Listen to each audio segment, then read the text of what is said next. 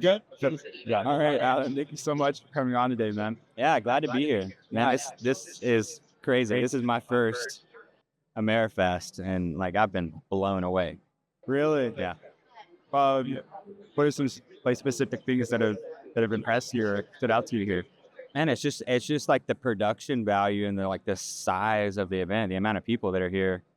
I mean, like I've heard that this place was like sold out for like months out, but you have no clue like the amount of people that were here. And I mean, it's just been, I mean, the caliber and of the speakers and stuff that are here, and just the enthusiasm and excitement of people here is phenomenal. It is, and like I've been to MFest like the past 9 years. Yeah. And there's always been like a strong spirit here, but right now there's just like this tense energy. Yeah. And like, there's more college students, more younger kids here than I've ever seen before. Yeah. Especially in light of, or this is post CK. So I've seen people literally the Turning Point faith here, like going in there and praying with Lucas Miles, the senior director of Turning Point Faith, and it's been amazing to see how the change this movement. And we've seen a lot of division, right? Yeah. In this movement, I feel like this is what we're supposed to be. We're supposed to be gathering, exchanging ideals, kind of have intense conversations at MFest already. I'm excited to see what happens after this. But more about you, man. So you have a very interesting, I think you're the most interesting, I wouldn't even call you a The conservative most influencer. interesting You're man in the world. most interesting man in the world right here. No, no, like I got introduced to you like after CK. Yeah. I knew about you, but I didn't know that you went down like you're going down more of like a I would say like a covenant path. Like you're going down from my understanding, you surrendered to Jesus, and you're trying to spread His gospel through the story of your family. Tell me a little bit more about that. And how that Yeah. So started. I mean, long story short, in our family, like we were blessed to have like a miraculous story of having the only set or the first set of all girl quintuplets ever born in America, which led to television and stuff. But like we grew up, growing up in our faith, we were always told to, we were told that like your story matters, and your story can speak to anyone, like no matter how significant or insignificant your story is, like you can impact someone else's life. And so like whenever God gave us this like big miraculous story, we saw it as one of those avenues. Like God's given us this platform to spread the gospel, to share the good news, and just bring joy to other people. And so like that's why we went down the road of having a television show for 10 years and stuff. And you know but going into that, you were very naive, actually going, as Christians, going onto a secular network and just like really seeing how like the editing and stuff, and like the message that you think is going to get conveyed like hits the cutting room floor. And so it's a little demoralizing. And and so that started to weigh on us, to the point where like, we started looking at different avenues of like, okay, how do we bring that message elsewhere? And especially post, walking away from the show, and, post what happened September 10th, Yeah. and just, seeing what happened around the world, after that. And it was like God just like peeling back a veil and like showing people, good versus evil, and the evil that is really out in this world, and really expose that. And it ignited this boldness, not only in us, but I feel like everyone, as far as like, man, like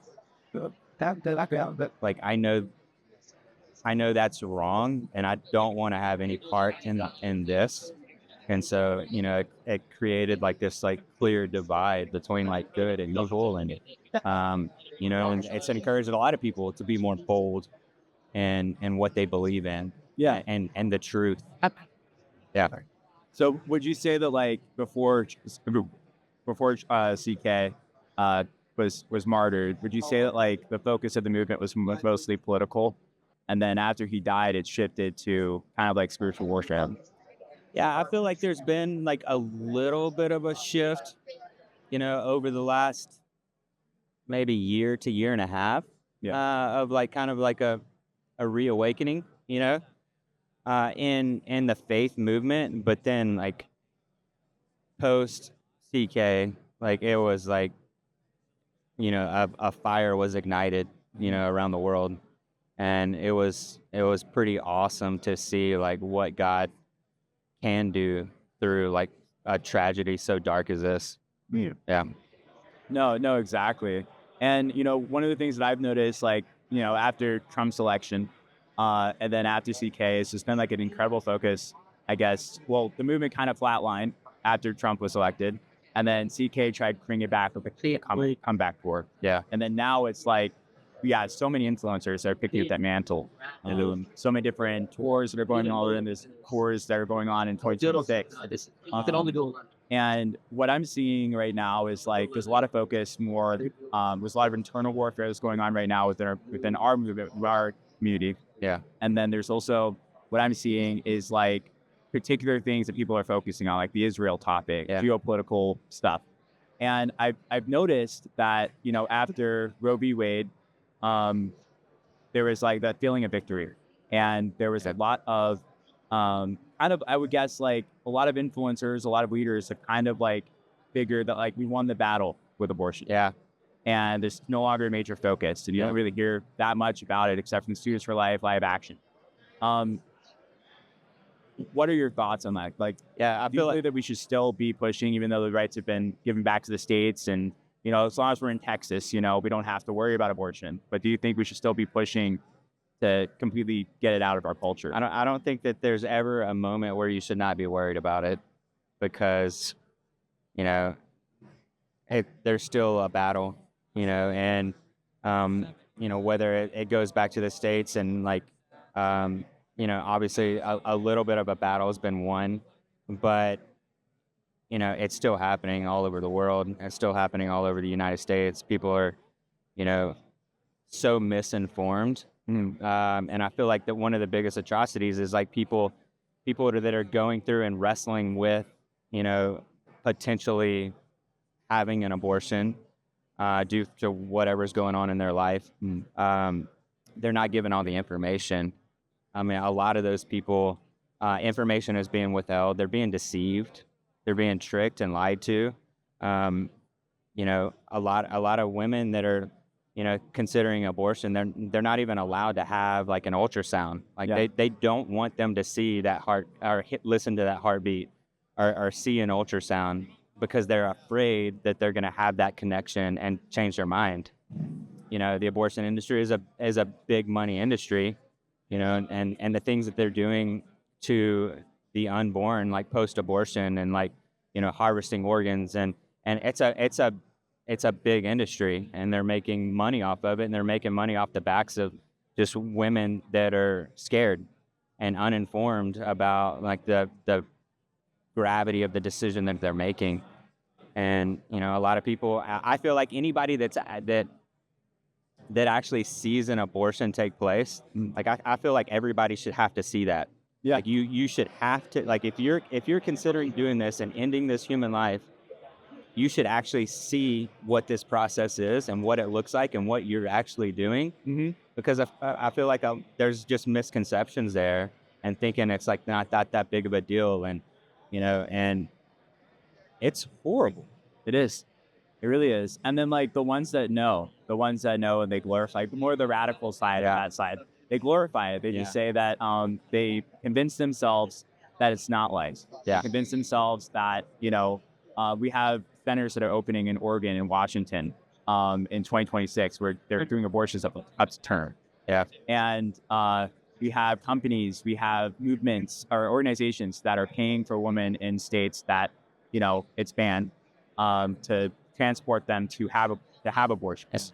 And I feel like for me personally, I was a product of rape. So so when I was conceived, my birth mother was told by her parents. She was LDS, so she was told by her parents, her bishop, to abort me. And she had to leave my parents, or her parents, and she had to leave the church, live on the streets because her parents kicked her out, to carry me to term. So she was out surfing, going from shelter to shelter, because she had no support, and she gave birth to me even though she was raped. So for me, abortion isn't, or being pro-life isn't it isn't a slogan for me. It isn't a conservative talking point. It's the air of my lungs. It's every day that I wake up. Yeah. And like that's my testimony. And I feel like a lot of people have it. Do you have like any like personal testimony when it comes to being pro-life? Yeah, 100%. I mean, so we have, my wife and I, obviously having 5 babies born at the same time, it's extremely high risk. We had to go and have ultrasounds like every week and a half for the entire length of the pregnancy. And through that time, you can imagine having 5 babies in your stomach. It got to a point where you couldn't tell where one baby started and the other one stopped. And so these ultrasounds would take sometimes 3 and 4 hours.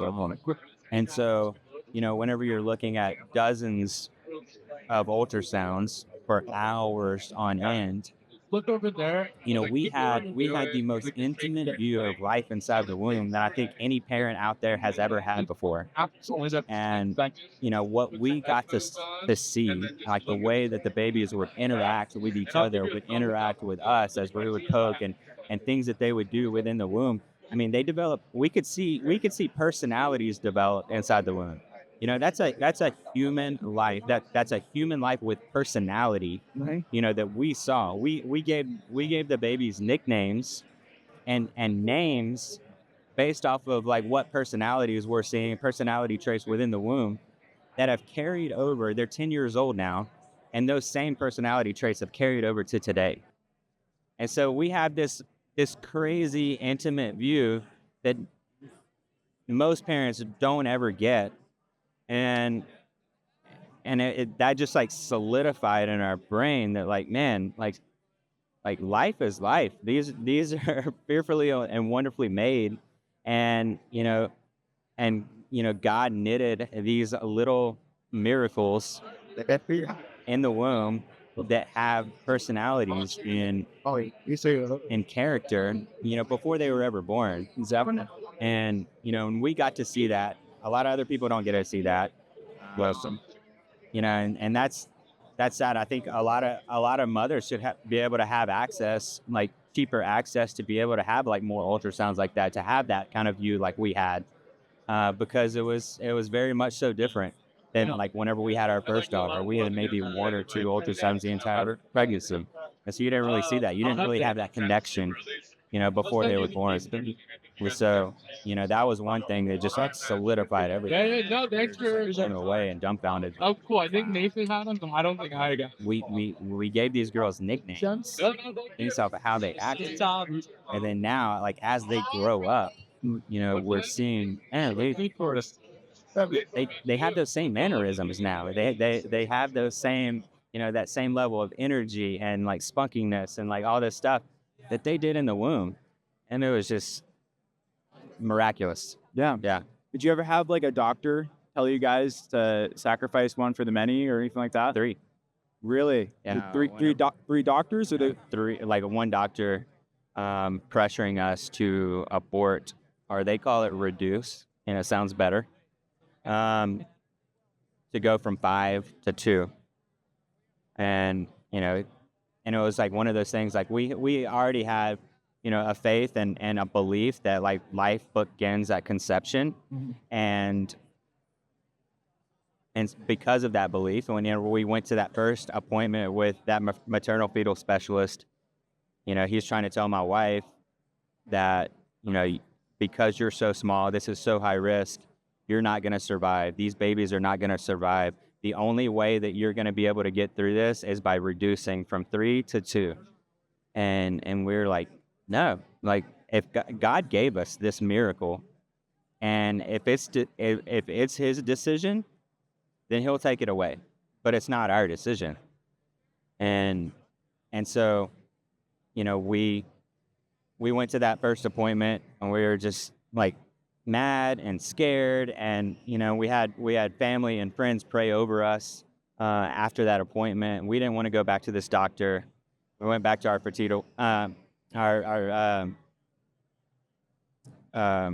the specialist that helped us get pregnant. And he was like, look, give this guy another chance. If you want to have these babies, he's going to be the best doctor to get you to that point. We're like, okay, we'll give him one more chance. And so after a lot of prayer and stuff, we went back to that next appointment. And he's like, have you made your decision? And we walked in. We're like, no, we're having 5. We're either having none or we're having 5, and let his will be done. And in that, and it was just like a light switch went off. And he looked at us. He's like, okay, we're having 5 babies, and just never like another utterance of negativity or anything like that after that. And it was just like, so stay the course. So your wife was willing to literally die to carry in the souls that God entrusted her. Yeah. That's insane. That's absolutely insane. And even seeing like the doctor that first appointment, after seeing like how headstrong she was about her belief and like what she was willing to do and what sacrifice she was willing to make, he turned his focus to me because he saw how headstrong she was. And so he turned his focus to me and he started to plead with me. He's like, you're going to be a single dad. Like, she's going to die. Like, and none of these babies are going to survive. She's going to die. And trying to plead with me to reduce and saying that, like, you're going to be a single dad. But here we are 10 years later, and we have 5 to 6 healthy girls, and, praise God. That's insane. That's amazing. And then we saw that, kind of like how you guys raised them on your reality TV show, like kind of behind the scenes, like how was that? Like first starting before you had your system down and everything. How was that having 5 diaper changes, 5 baths, 5 bottles, 6 bottles? Yeah. You got to think, I mean, there is no playbook to that. So like the motto within our family, between me and Danielle, like every day, I feel like we said it about 10 times a day, is like, oh, figure it out. Like there's no playbook to this. Like we'll just figure it out as we go. And so, I mean, it was hard. It was hard. I mean, whenever you have 5 babies, whenever you first bring your newborn home from the hospital, they're eating like every 2-ish hours. And so you got to think times 5. And so you're waking up one, giving them their medication, feeding them, changing them, and trying to get them down to sleep.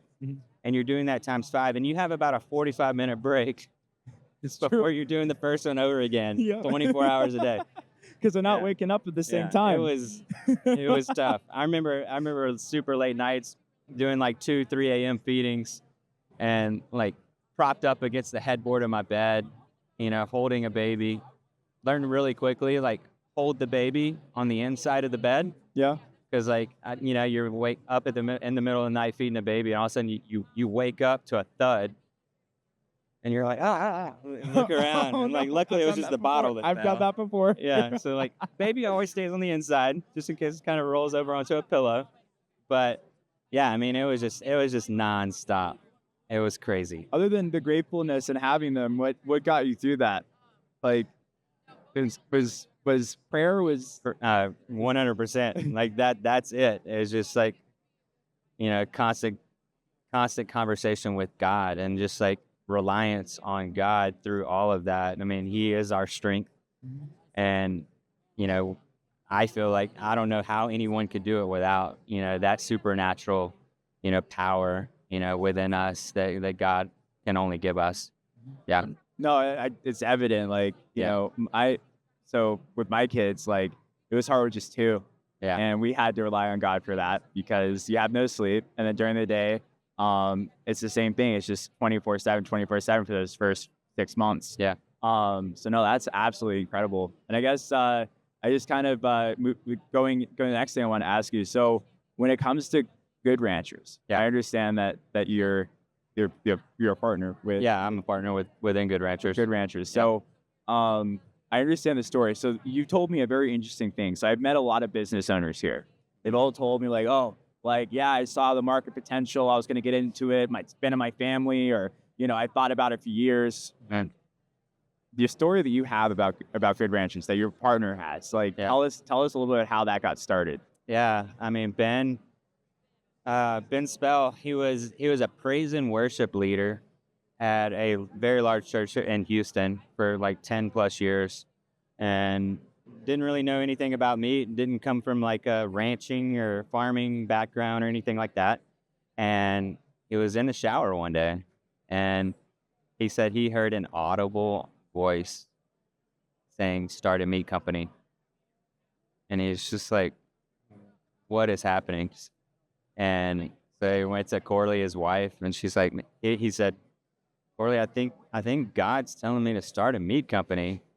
And thinking that she would hear him and just be like, "Well, I think you're going crazy." But no, it was like, okay, well, if you think God told you to start a meat company, okay, we're starting a meat company, and just like they stepped out in faith, didn't know anything at the time, and started this meat company, just going from parking lot to parking lot, advertising on radio and stuff, and city to city, and selling meat out of refrigeration trucks in a parking lot. But they learned really quickly the deception in the meat industry, and the deception in the labeling laws, and where meat's coming from, and the garbage that they're putting in meat, and so they were exposed to that in the industry, and they drew a firm line in the sand. They're like, we're not going to sell anything that we wouldn't consume. And then so they started, creating relationships and figuring out a way to, only support U.S. farms and ranches, and then, no hormones, no antibiotics or anything within the meat. So it's the only thing that's in your meat is meat. Unlike a lot of stuff that you're seeing in the grocery store now, and a lot of things that are coming from overseas.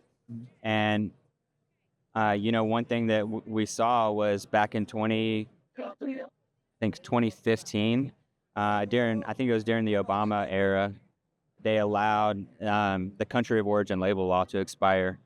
And, that's absolutely wrecking the U.S. farming industry, just because of special interests and stuff. And so what that does is now they're able to bring in meat from other countries on cargo ships. Mm-hmm. And as long as it goes through its last stages of packaging in America, they're able to put a USDA label on it and say it's a product of the U.S. It's insane. And that's absolutely deceptive and disgusting that they're allowed to even do that. And it's killing the U.S. ranching industry. And so, that's our mission, to spread that and to let people know, like, what's happening. 85% of the beef that's in the grocery store today is coming from overseas, being shipped over on container ships. And you're in the store, you're looking at it, and it's got a USDA label on it. It doesn't make any sense. Any other product, you could go into a store, go to Walmart, go to Target, you pick up any product and you can flip it over and it'll tell you where it came from. Yeah. Except the stuff that you're putting in your body? Yeah. Like, that's outrageous. It's insane.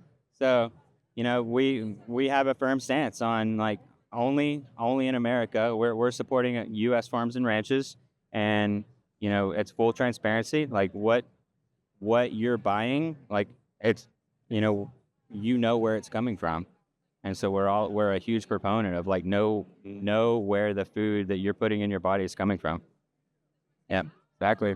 Well, Adam, we're coming up on time. Yeah, it's been great having you on, man. Yeah, it's good to be here. Yeah, awesome, man. Thank you so much. All right.